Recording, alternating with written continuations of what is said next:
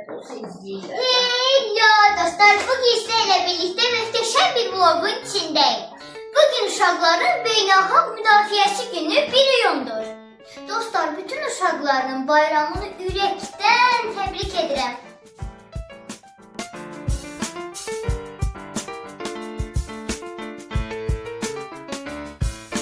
Dünya yaşıl renktedir, bir ümit mi nakıştır? Hoş gördük benim güzel meleğim. Bugün xüsusi bir gündür değil mi? Ne günüdür? 1 iyun uşaqların beynəlxalq müdafiəsi günü. Bəli, əslində bu günün mahiyyəti çox dərindir. Həm də təkcə uşaqlarla bağlı deyil, həm də böyüklərlədir. Bu günün kökündə əslində uşaqlara göstərilən xüsusi diqqət qayğıdan danışılır. Hansı ki, böyüklər hər zaman öz vəzifəsini layiq bir formada yerinə yetirdiyi təqdirdə uşaqların sağlam, xoşbəxt yaşaması bu dünyada mümkündür. Ona görə də bu gündən təkcə uşaqlara deyil, həm də böyüklərə böyük bir pay düşür. Bəli, uşaqlar bizim evimizin güzgüsüdür. Doğrudan da uşaqlar evin güzgüsüdür. Bu güzgünün nə qədər təmiz olması da biz Valideynlərdən asılıdır. Ona görə də valideyn hər zaman ürünləri davranış göstərməlidir ki, o ayna, o güzgü tərtəmiz olsun və cəmiyyətə də gözəl formada sirayət edəsin. Ayşe Hanım, bizim bu akademiyamız uşaqları unutmadı. Gelin görək bugün bu tədbirdə nələr baş verəcək. Bəli, əslində Kristat Akademiyanın hər bir günü uşaqlar üçün ayrılıqdır. Bugün də xüsusi bir gündə qəşəng bir proqramımız var. Bugün uşaqlar danışacaqlar, oynayacaqlar, oxuyacaqlar, rəqs ifa eləyəcəklər, şeir deyəcəklər. İndi isə gəlin mərkəzimizin direktoru Ayşe Rəsulzadəyə sözünüzü verin.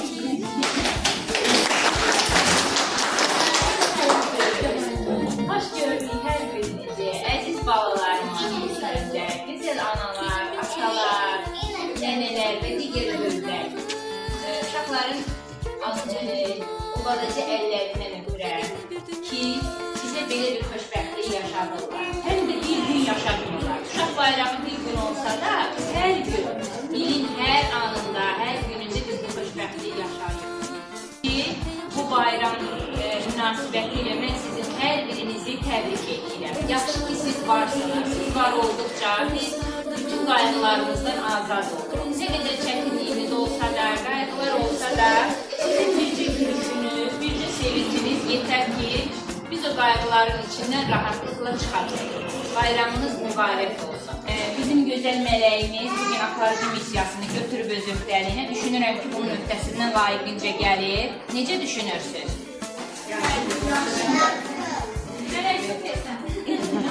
Bəli.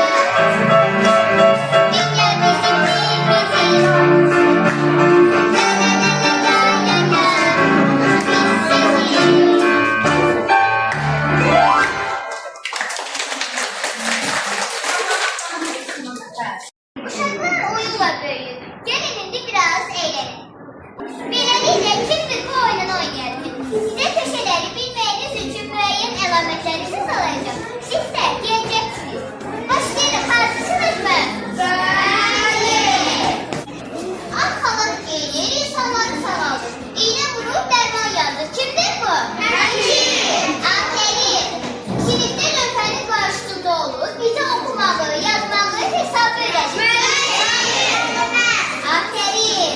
Yemek pişirir. Tava ve kazanlı dostu verir. Tatlı yemeğler onun elinden çıkır. Kimdir bu? Aferin. Damağımızı yoklayır. Bazen de bize diş fırçası hediye edir. Kimdir bu? Diş fırçası. Aferin. Hav hav değil. Evimizi koruyor. Aferin. Uzun kulakları var. Yer kökünü çok sevir. Hoplalı hoplalı da. Aferin. Alacak kanatları var. Yüksek gezer kızıldaya kızıldaya Ne oldu? Biraz daha isimlerle tabiat hakkında diye. Geceden çıkıyor, parlayır, köyde ulduzlarla dostu verir. Aferin.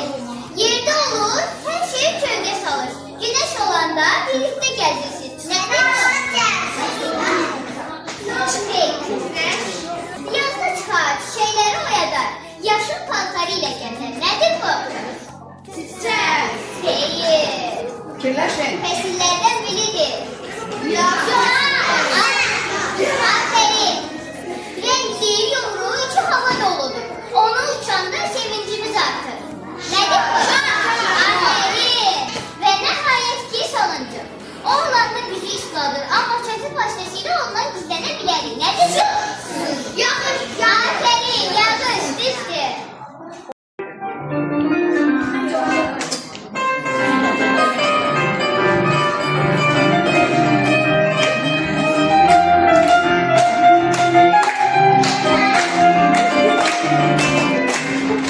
Bahar gelen demende, bitirem dökemende.